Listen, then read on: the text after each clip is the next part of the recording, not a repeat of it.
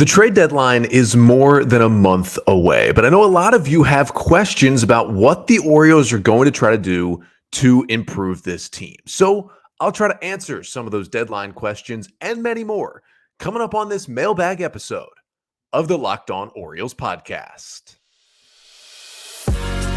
You are Locked On Orioles, your daily Baltimore Orioles podcast. Part of the Locked On Podcast Network, your team every day. Hey there, Orioles fans. Today is Tuesday, June 20th, 2023, and welcome back into the Locked On Orioles podcast, part of the Locked On Podcast Network, your team every day. As always, I'm your host, Connor Newcomb, and coming up on today's episode, we are going to open up the mailbag. I've got plenty of mailbag questions from you, the listeners. Thank you so much for sending in your questions. Going to answer 9 of them on today's episode.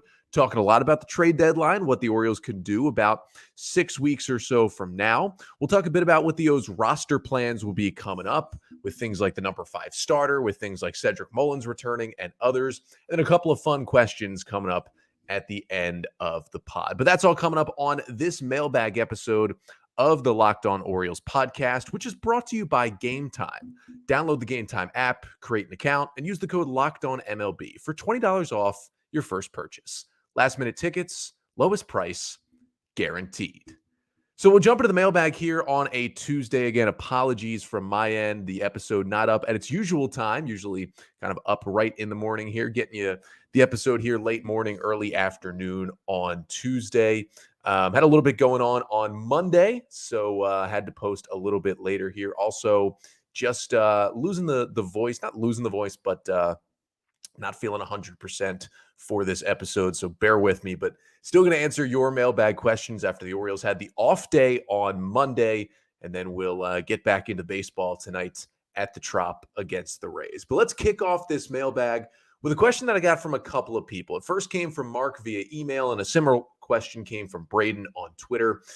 And I've gotten this question a lot, and it's good to kind of update the thoughts here, which is, which starting pitcher should the Orioles acquire at the deadline if they can only go after one? And well, for me, in terms of guys who could be available, it's Dylan Cease of the Chicago White Sox. Now, a report did come out last week that for now, the White Sox are only willing to deal players who are in the last year of their deal. So any players who are rentals, who are going to be free agents after 2023. Now, that still leaves some good pitchers from Chicago, because that includes Lucas Giolito and that includes Lance Lynn, who just struck out 16 batters the other day in 7 innings to tie a White Sox franchise record. Those are still great options. But if I'm the Orioles and I can have one guy who could possibly be available, I'm going to get Dylan Cease, 27-year-old righty. You would get 2.5 years of control of him, because you'd get him for the rest of this year and all of 2024 and all of 2025 before he became a free agent. Now, he does have a 4.31 ERA this year after having a sub-3 ERA last year. But if you dig a little deeper, Cease has gotten a little unlucky this year, and he seems to be trending in the right direction. His 26% strikeout rate is still only a tick below what it was last year when he was one of the best strikeout pitchers in baseball. And his 11% walk rate is just a tick higher than it was last year. He's not too far off. His batted ball luck is just worse in 2023 than it was in 22. And if you look at what he's done in the month of June, you take a little peek at his 3 starts this month, he has a 2.16 ERA. He is looking in June like the Dylan Cease we saw in 2022. And if the O's could go get that guy for that amount of control, that is the number 1 target out there for Baltimore. Now, the second question of the mailbag actually also came from Mark via email, who asked a 2-part. The first was, which starting pitcher should the Orioles acquire at the deadline? And his second question was, which starting pitcher will the Orioles actually acquire at the deadline? Because the guy you're shooting for the stars for, the O's probably aren't going to get. It's going to be very difficult to pry Dylan Cease away from the White Sox. So that's why you move on to kind of those secondary options. And I wanted to combine this question with a question that I got from Vivek on Twitter, who specifically said, which pitchers could the Orioles be targeting in trades from some of the teams that we kind of already know that are going to be selling. He mentioned the Nationals, the A's, the Royals, the Rockies, and the Cardinals as, probably the 5 worst teams in baseball right now, and the 5 teams that we know, hey, they're probably going to sell at the deadline at this point. So combining those two things, I actually came up with 2 names. Now, looking through these rosters and kind of combing through, There's some relievers that the Orioles could target, maybe from the Nationals or potentially from the Rockies, from, maybe the A's. But honestly, the A's don't have really anything I would want. And the Rockies and Nats do not have any starting pitchers that would potentially be available that the O's should be going after. So really, I looked at the Royals and the Cardinals, and I came up with two names. The first I've mentioned on this podcast before. That is Royals right-hander Carlos Hernandez, who did pitch against the Orioles a couple times in that series a couple weeks ago in Baltimore when the Orioles swept the Royals at home. Now, Hernandez is an interesting arm. He's not a free agent until after 2027. So you're going to get a whole lot of control if you can go get him. He throws 100 miles an hour. He's got some solid off-speed pitches. And for a guy who throws over 100 and hasn't really settled into a, full-time secured MLB role yet, he actually has pretty good command. For guys like that, usually you look at their stuff, you look at their role, and you say, well, what's wrong? It's probably like, oh, they're walking 4 or 5 batters per 9 innings. Hernandez is only walking 2.5 guys per 9 while having over 11 strikeouts per 9 on the season. The stuff is really good. Yes, he has a 4.79 ERA in about 36 innings, but he has a 2.74 FIP, meaning he has gotten extremely unlucky, and probably with a better defense and a better team behind him, he's a much more effective pitcher. Now, the Royals have jostled him around. They've used him as an actual starter. They've used him as a back-end reliever. They've used him as a middle reliever. They've used him as an opener where he'll start a game, pitch 2 innings, and then come out of the game. That's what he did against the Orioles in that series. I just don't think they're using him the right way. And I think if the O's can go get him with that stuff and the success he's already had, yeah, it would cost a lot to get a guy who has that much control, signed through 2027. That is a long time.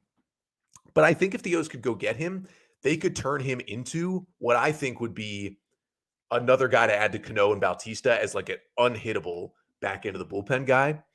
But, maybe they turn him into a starter, maybe not. But if you're looking for a starter, the other name I came up with on this list is Jordan Montgomery, former Yankee who got traded to the Cardinals last year. Actually had some really good starts in his career against the Orioles when he was with New York.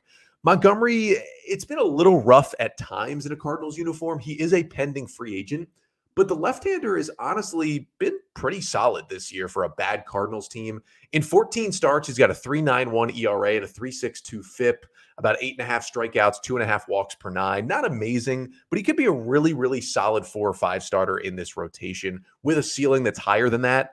And that seems like a guy that if the O's are going to look at rentals would probably be in their price range, and a guy I could really see them going after, especially because he pitched in the AL East for so long and he knows how to pitch in this division.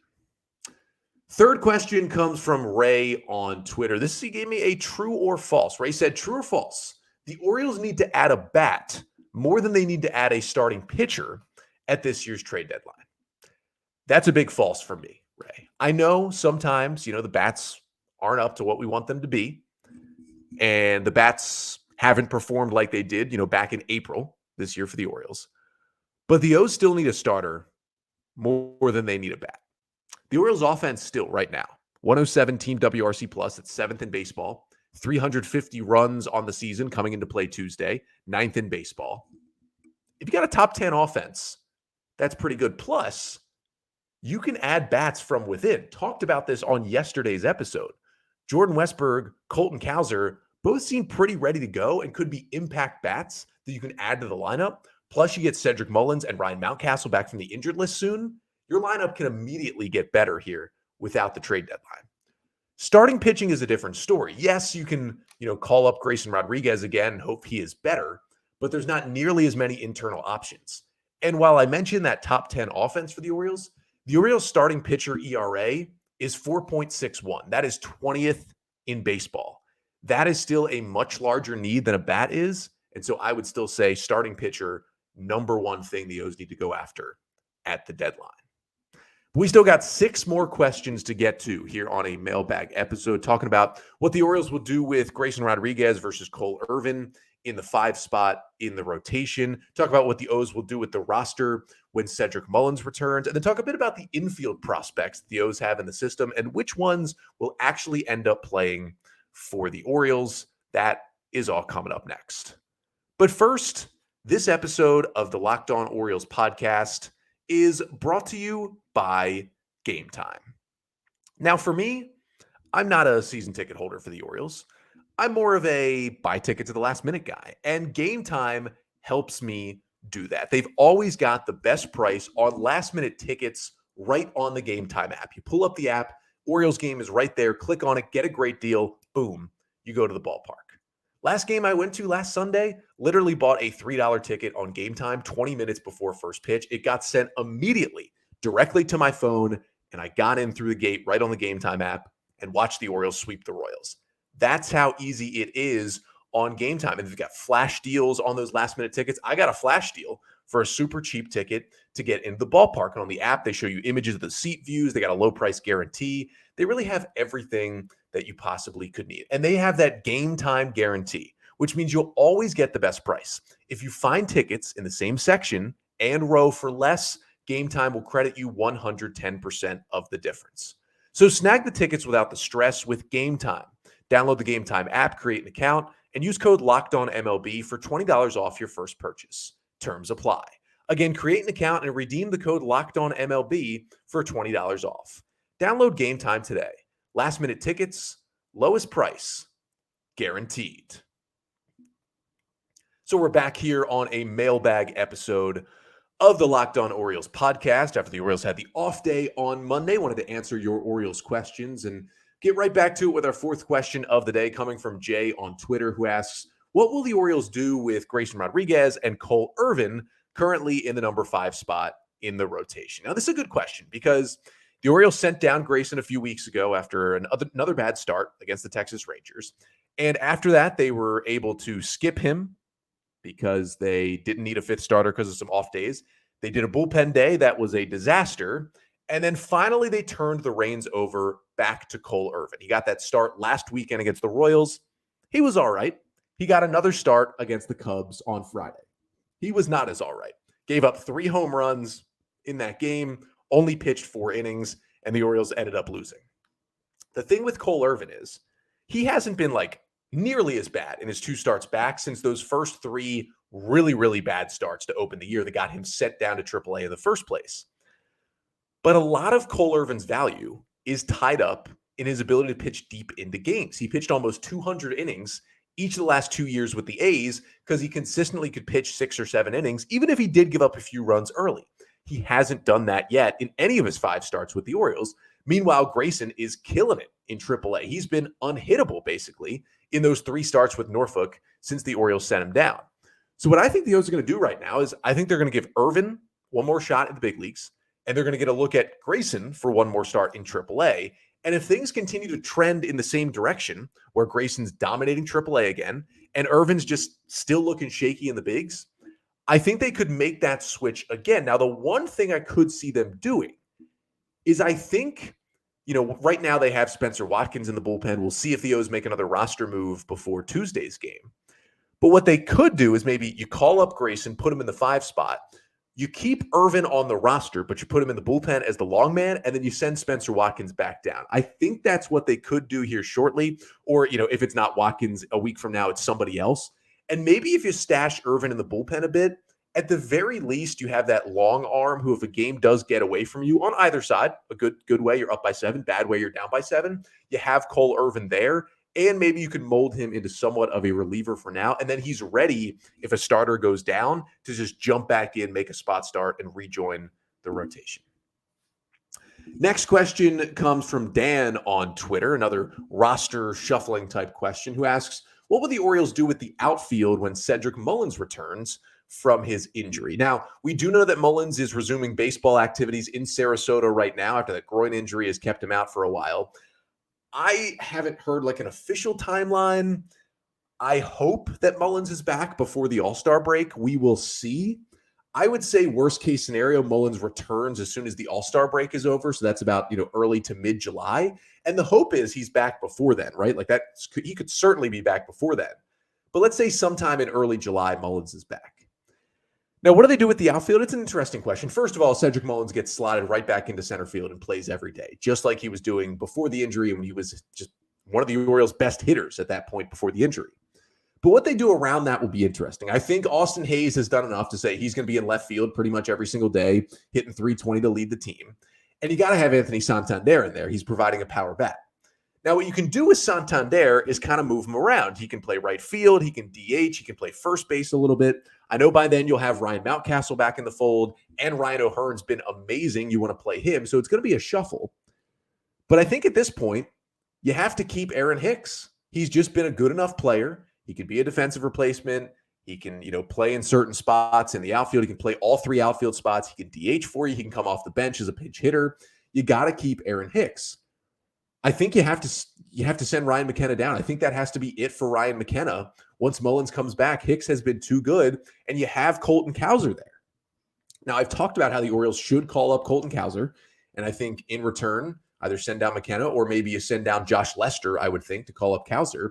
And I think you roll with outfielders Mullins, Hayes, Santander, Hicks, and Cowser. Those are your five guys, and you basically have Mullins and Hayes in there and Santander in there every day somehow, whether it's outfield, DH, whatever, and then you mix in Hicks and Cowser as much as you can, and that's your five outfielders moving forward in the season when Mullins comes back. I just think that's how you have to do it because Hicks has earned a spot to stay. Good for him. Shout out to him for taking advantage of this opportunity and making the most of it. I just think he's done enough where you have to keep Hicks on this team in some capacity, and I think he could still get some at-bats in that bench role with Cowser there. It just has to be Lester and McKenna probably back to AAA. Next question comes from Jordan on Twitter, who asks, how many infield prospects can realistically debut with the Baltimore Orioles at some point? This is a good question because the Orioles system is loaded with infield prospects. So I decided to take a look at kind of who I consider to be the top 7 infield prospects who are still in the minors. So didn't obviously count Joey Ortiz because he's already debuted with the Orioles and he's currently with the Big League Ball Club. I gave 4 yeses to yes, they will debut with the Orioles, and 3 nos that no, they will debut with some other team, probably because they're traded. My 4 yeses were Jackson Holliday. He, I think, is the only untouchable prospect right now in the O system as they start to trade guys, hopefully to get better at the major league level. I think Holliday is the only untouchable guy. I would say Cesar Prieto will debut with the Orioles. Congrats to Cesar. He just got called up to AAA Norfolk on Sunday. Steve Molesky of MASN first reporting that. I think the O's by 2024 could find a spot for Prieto off the bench. I think Kobe Mayo debuts with the Orioles. Now, I know it's interesting because he has so much poolside power and the big wall will hurt him, but that power is so crazy good, and he's got such a good arm, and you can move him around the field a little bit to be versatile, play some outfield, some third base. I just think the O's are going to see what they have, and in 2024, I think Kobe Mayo will debut with the Orioles. And then I also kind of reached a little further into the system, and I'm going to say Luis Almeida also debuts with the Orioles. Now, 17 years old, unfortunately just got injured in the FCL, was the Orioles' biggest international signing this last period. So he's going to be out for a little while here, but I think eventually Almeida is going to have the tools to debut with the Orioles.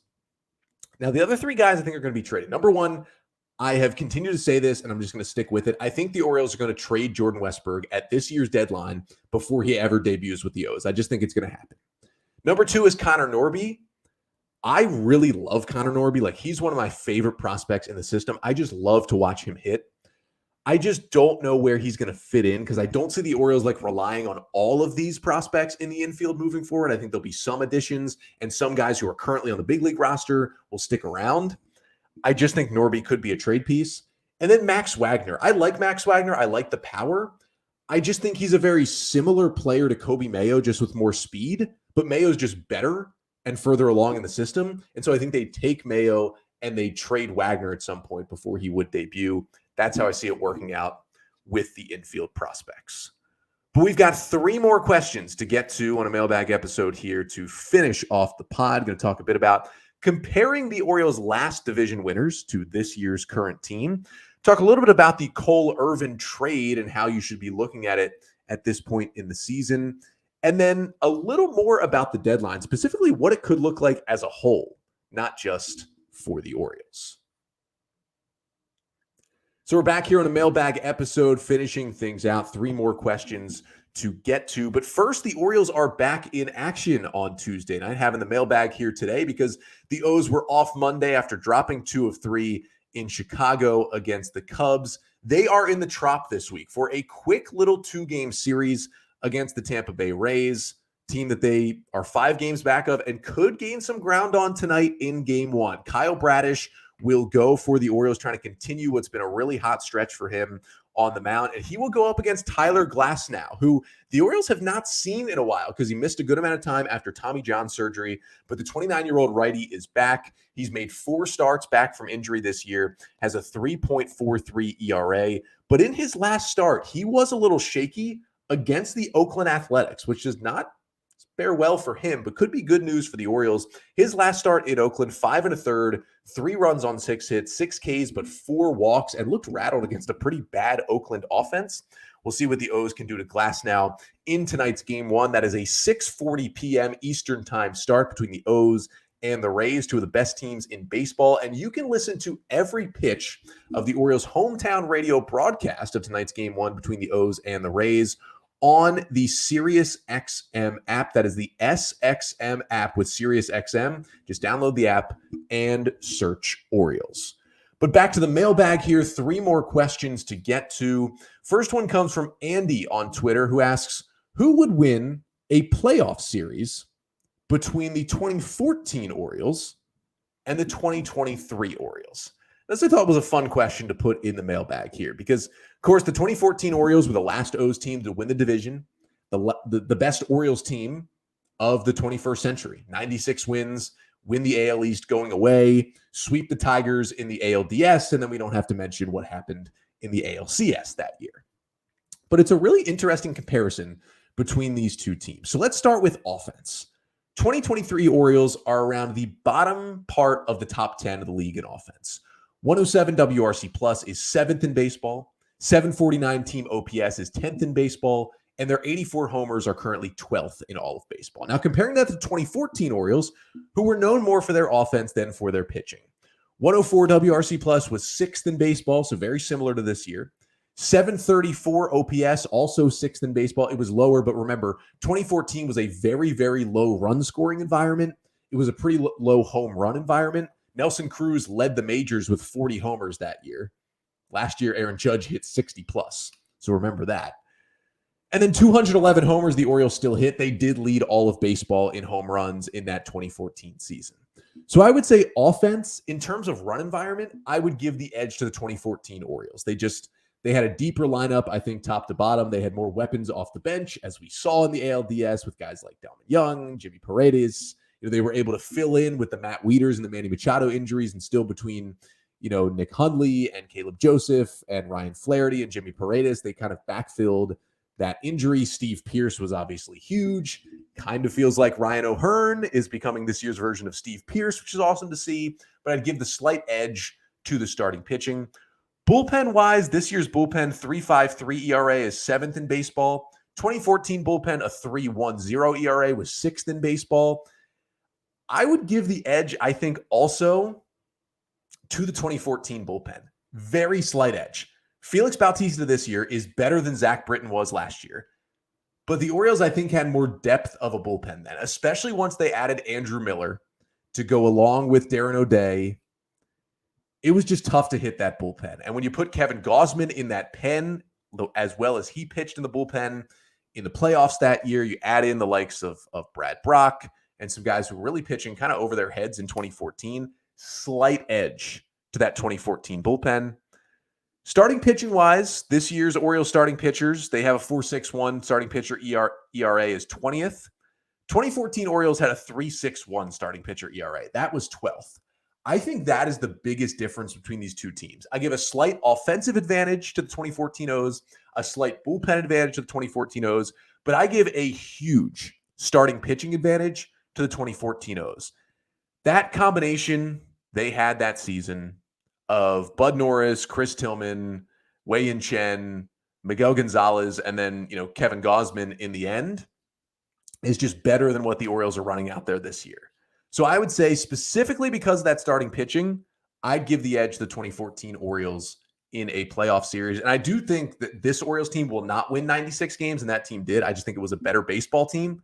Both teams very fun to watch. Just give the edge to the 14 Orioles.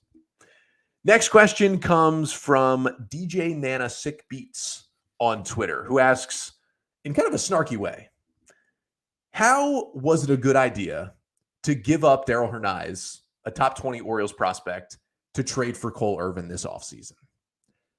I get it, right? Darell Hernaiz has been good this year with Oakland. He's been in Double-A with the A's, hitting 326, 477 slugging, a 128 WRC plus. He's got 5 home runs. He's been really good. Still playing good defense in the infield. And Cole Irvin hasn't been good. He's had almost an 8 ERA in 5 starts, had to spend a long chunk of the season in AAA because he was so bad early in the year. He has not been yet in 5 starts the pitcher he was in Oakland. But if you're paying attention to the Orioles, and this is going to be snarky back to this question. If you're paying attention to the Orioles, even though Irvin's been bad, I think everyone would agree that was still a very good trade for the Orioles to make. And I still think it's one of the best trades Mike Elias has made. Because A, it was giving up a prospect for a legitimate big league player who's going to help the team, hopefully down the road. Cole Irvin, you acquired with 4 years of control. Even if this season for Cole Irvin, and it's still June 20th, but even if this season for Irvin is a complete wash, and he keeps going up and down, he just never carves out a full-time role to help out the 2023 Orioles. Even if that happens, he still had major league options this year, so you were able to send him down. And you still have 3 more years of Cole Irvin. He hasn't even hit arbitration yet. You have him signed through 2023, 24, and 25. That's a lot of Cole Irvin for a guy who in back-to-back years with the A's in 21 and 22 pitched almost 200 innings, was a league average pitcher and a little bit more at times during those innings, gave you a lot of length and was kind of a go-to innings eater. He can get back to that. I know the Orioles can at the very least get him back to that, and you would have 3 more years of him being able to do that. And you also acquired Kyle Verbitsky, who's not an amazing prospect, but still a solid pitcher to get in your system. And all you had to give up was Darell Hernaiz, who, yes, had a great 2022 with the O's, got to Double-A, has been great in Double-A this year with the Athletics. And yeah, he had moved up to 15th, 14th in the Orioles system. In what world was Darell Hernaiz going to ever make an impact with the Orioles, let alone even get to the big leagues with Baltimore? He's a middle infield prospect. Look at the other middle infield prospects. The Orioles can't even call up Jordan Westburg right now, or at least they don't plan to. Then you got Connor Norby still above Hernaiz. Kobe Mayo above Hernaiz. Cesar Prieto above Darell Hernaiz. Jackson Holiday, obviously above Darell Hernaiz. And you got some other guys coming behind him, like Luis Almeida, who I mentioned earlier. Max Wagner, who I mentioned earlier. There was just no shot Darell Hernaiz was ever going to play for the Orioles. So it was kind of a perfect thing to just, we're never going to really have him make an impact at the big leagues. Let's go get a player who can. And I get that Irvin hasn't worked out yet. But in the grand scheme of things, when you get 4 years of control of a pitcher and he's made 5 starts for you and you're still 44 and 27, I have full confidence Irvin's going to figure it out in the next 3 years. I still think it was a very, very good trade. I mean, Darell Hernaiz was never going to make the Orioles. You got to trade away some of these prospects. That's the kind of the overarching thing here. There's not room for all these guys, so you got to take advantage of them and get some big league players. And that's exactly what the O's did, and I still applaud that trade. I think it was a good one by Mike Elias. And again, Irvin has plenty of time to still help the Orioles. And then the 9th and final question of the day for today's mailbag comes from Matt on Twitter, who asks, with a lot of, big market teams being in kind of a murky spot right now, like a lot of teams hovering just below, just above 500, maybe some teams with even worse records, could that mean the trade deadline as a whole, and I believe part of the question is for the Orioles, could that mean the trade deadline is a letdown this year? And Matt, I think this is a really good question.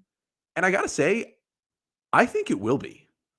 Look at some of these teams. I mean, you got some pretty big market teams who are struggling that I don't think want to sell.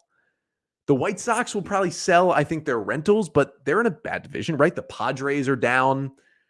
The Cardinals may not sell. They got a lot of good pieces. They're going to look to maybe just retool for next year. They're terrible. The Mets aren't going to sell, but they've been really bad.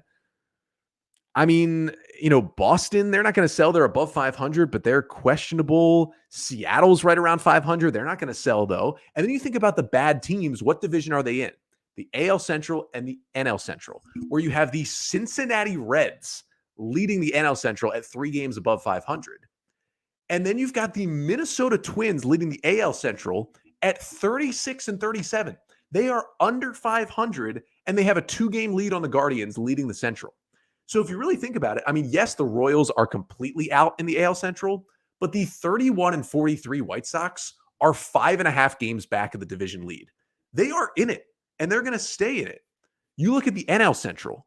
The 34-38 Cubs are 3.5 games back of first place. Heck, the Cardinals are 30-43. They're only 8 games back of the Cincinnati Reds in June. They're still kind of in it.